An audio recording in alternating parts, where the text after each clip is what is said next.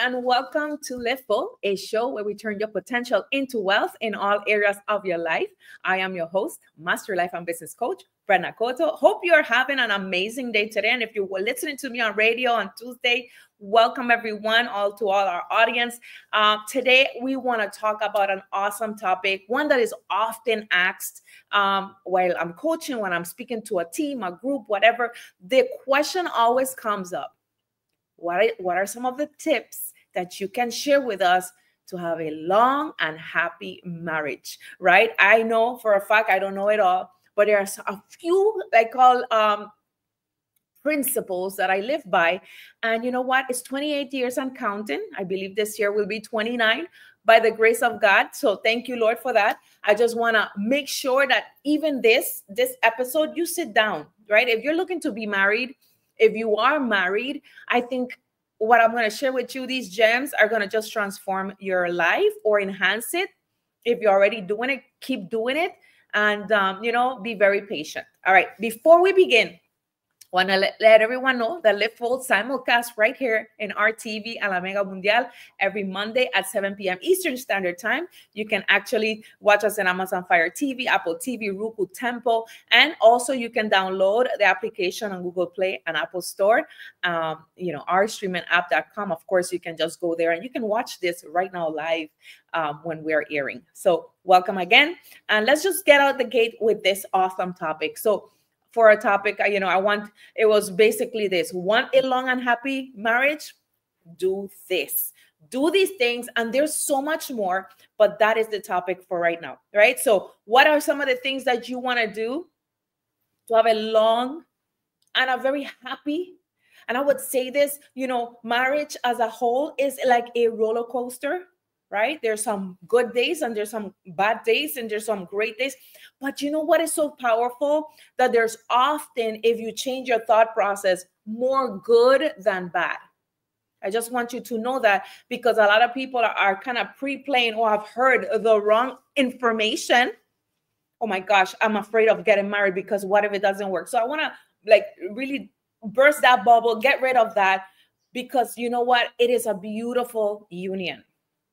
It is a beautiful union. When you are in love and, you say, I want to be married, we plan to be married for the rest of our life. Those are the vows we said at the church, right? At the altar. I hope you see that as I do, right? I'm a little bit old fashioned, right? But, there's so many new, and I call it new ways of seeing things, which not necessarily is the advice I want to give or take.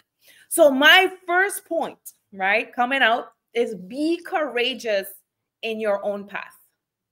Be very bold and courageous. I want you to think, and I have my little notes, I wrote them down here because from my heart, I want you to decide that you are not going to take mediocre advice from people, right, that are miserable in their marriages, that are divorced, or that are fearful of ever being married.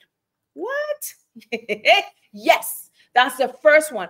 Be careful. I need you to be very bold and very courageous when it comes to what kind of lifestyle in terms of your marriage you want to live by.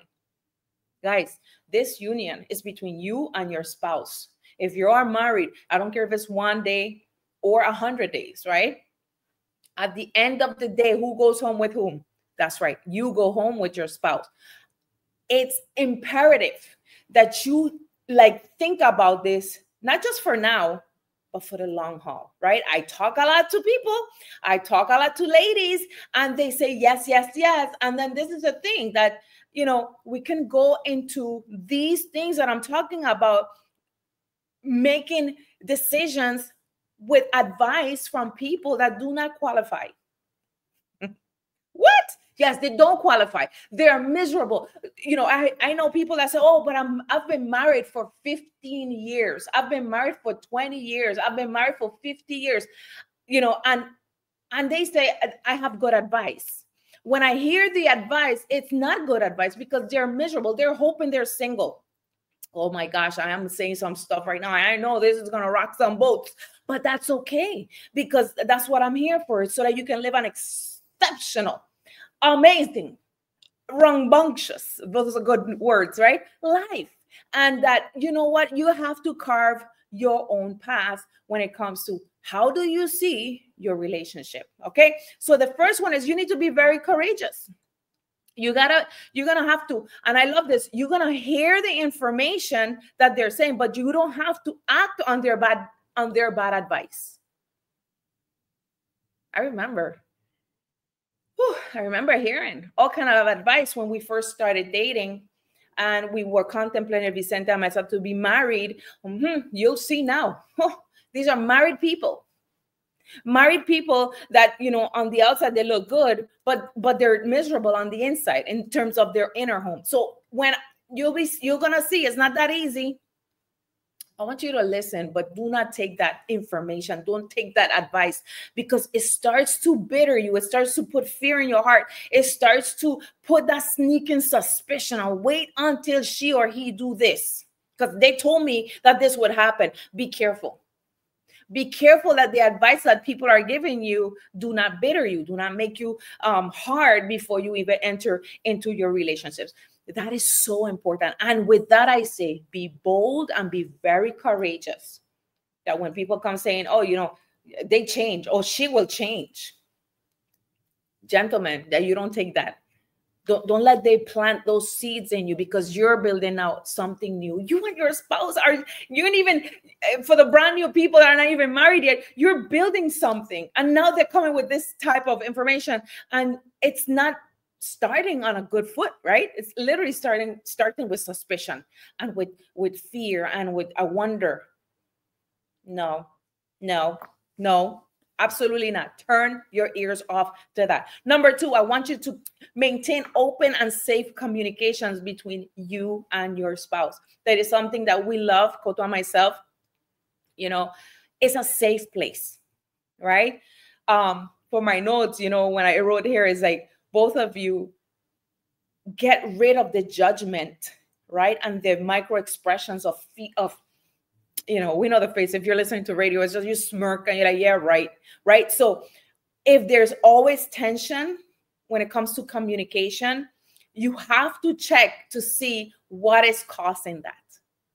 What you mean to tell me is, like, every time I have something to say, maybe I'm not saying it in the right tone. I'm already coming at level 10, right? So keep your lines of communication open. Make it easy for each other, for you and your spouse, to have an open line. It's safe. I'm not gonna be here judging you. You always do this, or you always do that. Of course, and the judgment and the sarcasm. Get rid of that. I have to clap quickly. I know sometimes we've learned our behaviors from our family members, relatives, mothers, fathers. That even the way you grew up, seeing that you choose different, right? We tend to release our frustrations in this case as well. When you start to look at, if you don't have that line open, we tend to release our frustrations to our friends and our family. Oh, she never does that. Oh, he always doesn't do this. I mean, I have to be doing everything and blah, blah, blah. So here we are, the line of communication where we're supposed to be the safest place, ladies and gentlemen, that should be is your home, you and your spouse. That is the safest place. And if this respect and this trust is not there yet, something's off, and you have to pause for a minute. Don't go to your cousin, don't go to your sister, don't go to everybody.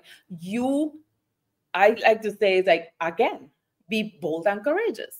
I want us to have a great communication. I want us to speak. No, I'm not gonna be cursing at you. Well, guys, ladies, we're talking about the tone of our voice carries. It goes far, right?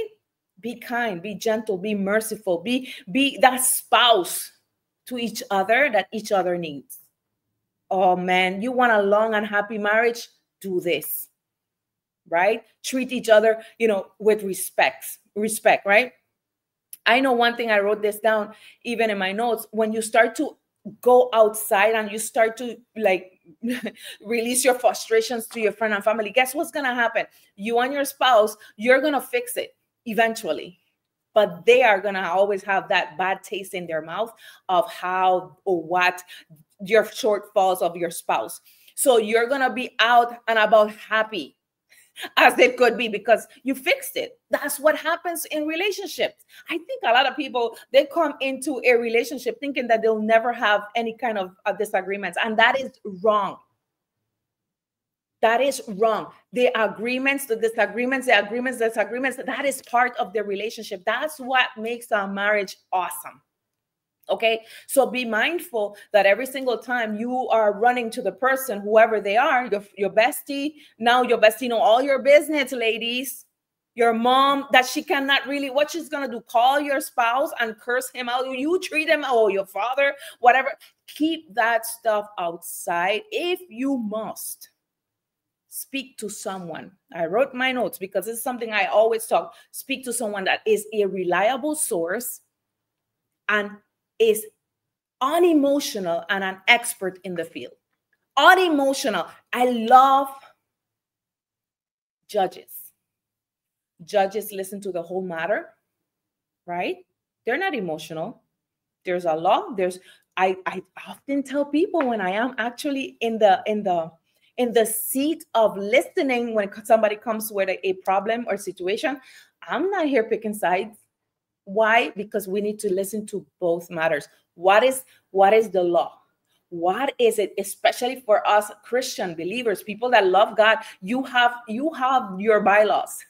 You have the laws of how to handle life, right? And I'm telling you, we listen impartial. That's a word, not partial, impartial, right? And then we say, this is how you got to work. This is how you got to do it. And now those parties have a major decision to make. And I love to say, we clap, change and make it better. Now, not just for the kids, for you and your spouse first. So that then that flows down to the body, which is in your home.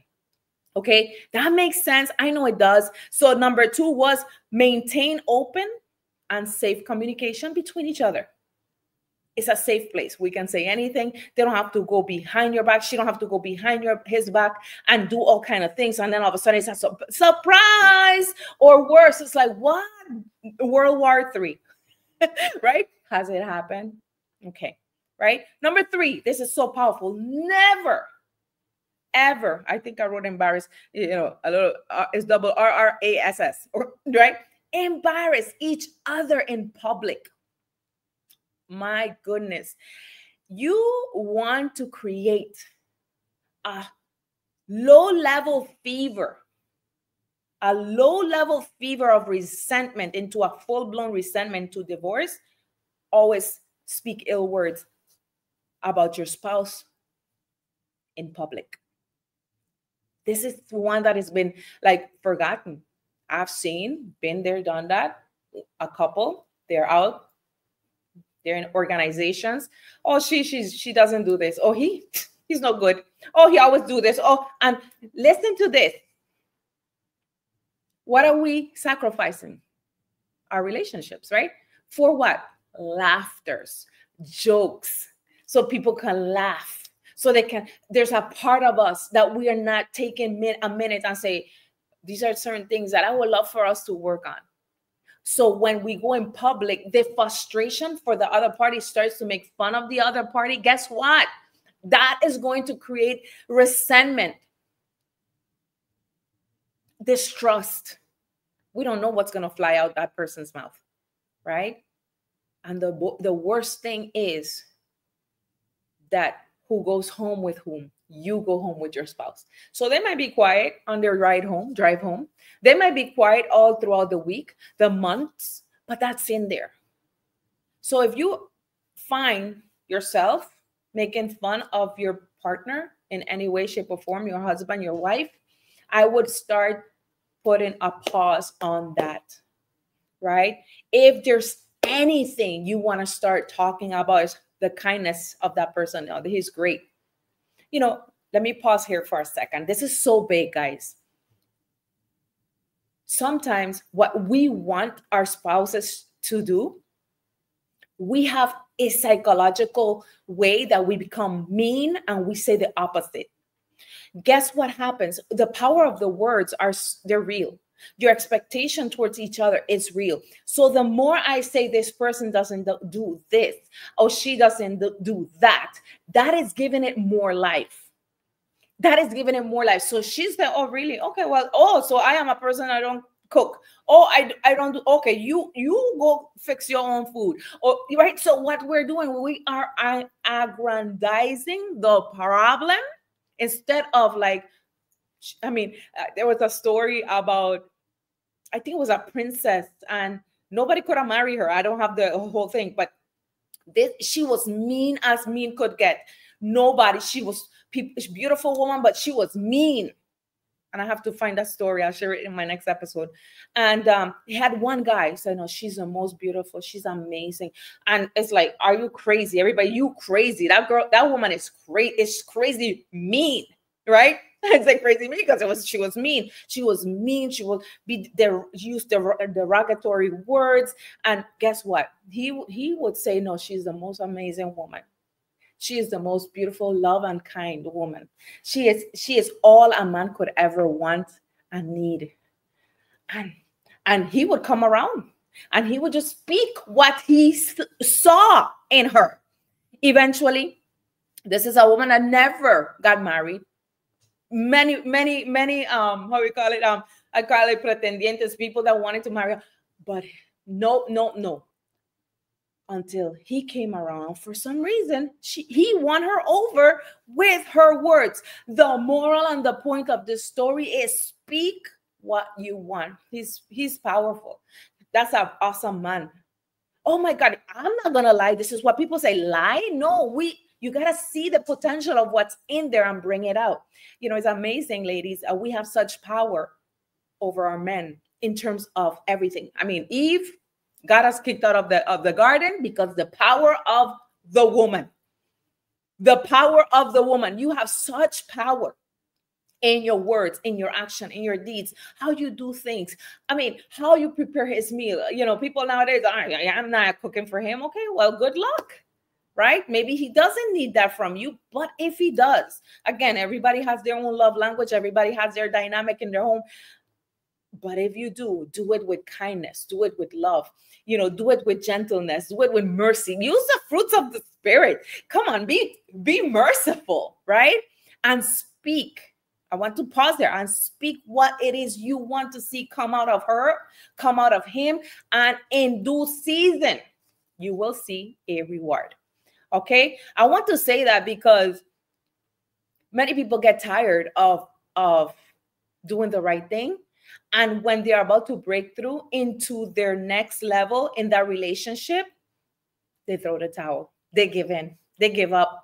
I want to tell you today, this morning, when you're listening to this episode, do not give up in using kindness over meanness, in using edifying and uplifting words versus words that will destroy the man from the inside, the woman from the inside. Use words that are loving, kind, and be very patient. I want to say this.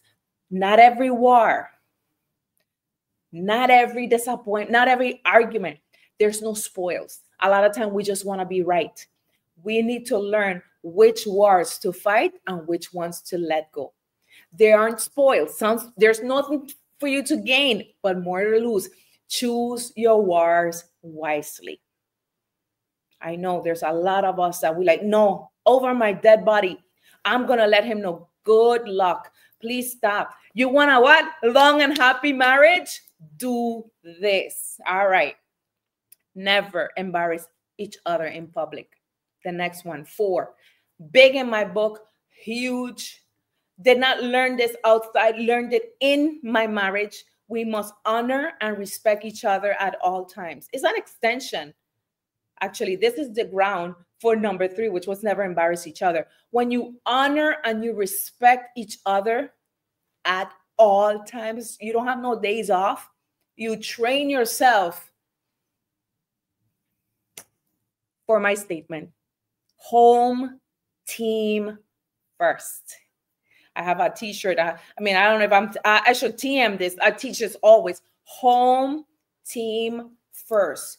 If Mr. Cotto got cut, I bleed. If I get cut, Mr. Koto bleeds. We're one. That's the mindset. I am not going to be here dishonoring him, doing things out of my own accord and never like talk about it, because I honor, I respect him. I want to get his input. And I want to, hey, babe, what do you think about this? You know, and we discuss things.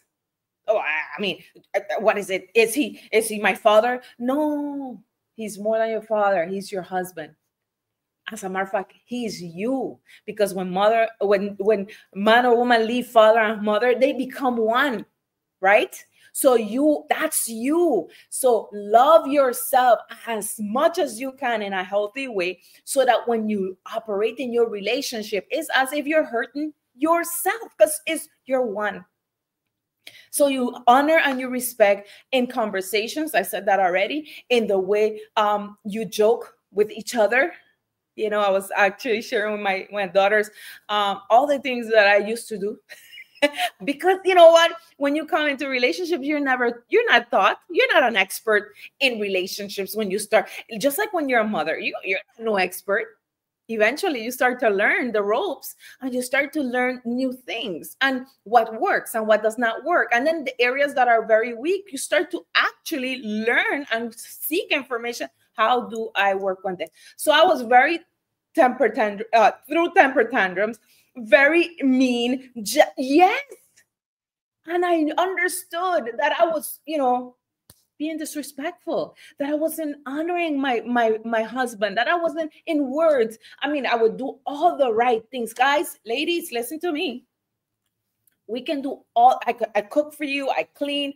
I took care of everything as a wife. Proverbs 31, by the way, go read that. It gives you the blueprint. Oh, amazing. That woman is amazing. That woman does so much. And guess what? And he is known at the gate. He is known at the gate. That means that your testimony, the way you run your house, the way you run your businesses, the way you do things is impactful. And in society, they say, wow, that's Koto's wife. Yeah, and Koto's known at the gate. Okay. So I had to learn to honor and to respect. Right? I need to learn to not only in what I did, but how I did it. I will not use words, oh, you always do this. My goodness, ladies, this is one that I have on the top of my talks every single time. You married a man, not a boy. Maybe he was young. Like Koto and myself, we were high school sweethearts, right? So, I came from very strong house, strong ways of thinking, rough, whatever. How I spoke to my husband sometimes was as if I was speaking to a child. That goes really sour really quickly. You did not marry a little boy. You married a man. You want a happy and long marriage? Do this.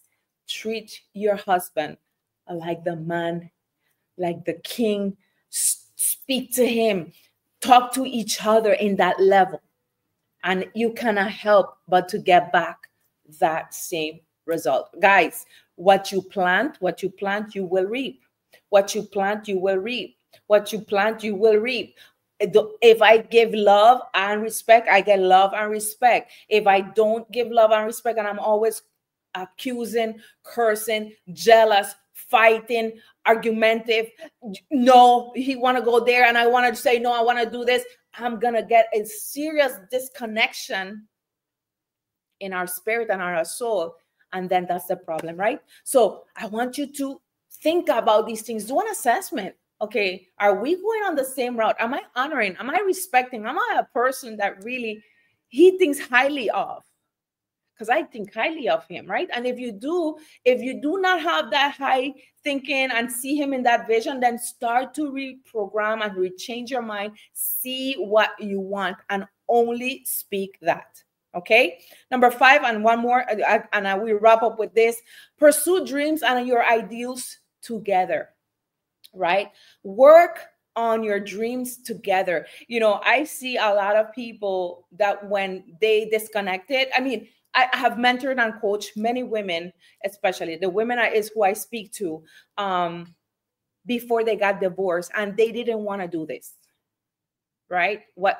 Yeah, oh, of course. I mean, when we coach, they come before I give them the information, and it's a choice, right? It's again free will. You get to choose what level you want to be at, playing at. And sadly, many women don't want to do these things because they want to be independent women. When you're married, yes, you are a person, but work together. And I say this, like, ladies, be supportive of your husband's dreams, right? And for the men, do the same, right? So you have dreams, he has dreams. Where do we meet in the middle so we could work together, right? And that could be you start a business, something outside of everything, work together. You need something where you work together, right? This will unify your home more and more. And not only that, it's just your mind, your body, and your spirit together. You're going on the same direction. A lot of times, I know people are like, oh, but I don't like to do this. No problem. You don't need to like it. You just need to support him in his dreams and in his ideals. You said, go, baby, I believe in you. You can do this. If anybody can do this, it's you, right? The very same applies for the women, right? Now, the women, we may have a little problem because we want the men to be there with us. We want them cheering us. They're men. Men don't do that. Men just go, you got it. And that's the support you need. We need to raise up in our confidence to say, he's not stopping me. Oof, this is serious right now. I know, I'm shaking some, because women, we want our men to be there. No, but then if he's there, he's not working on what he's supposed to for the house. Okay, so think about that. We work together towards our dreams. You might be working on something, he's working on something. We all meet in the middle, but we're one. Again, home team first. It's a beautiful thing. I'm telling you, you want to live long, you want to have a long and live long, because when you're happy in your marriage, you live long. Years are added to you. I mean, it's amazing. Years are added to him. You both are very healthy. You walk in like on one page. You guys are amazing. You'll be together. Number 6, and my last point, I'll leave you with this. I want you to keep the spark alive, right? I don't know, go on date nights, go on dates, trips, write love letters.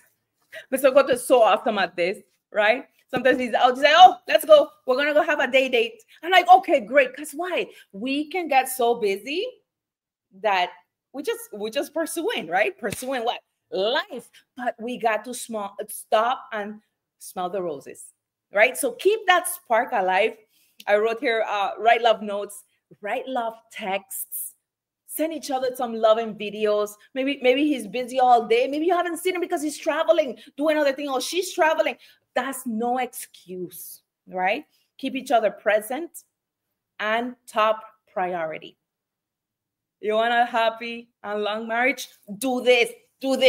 Be careful that the children, ladies, don't occupy all your time. Schedule it. Let me say it again. Schedule it.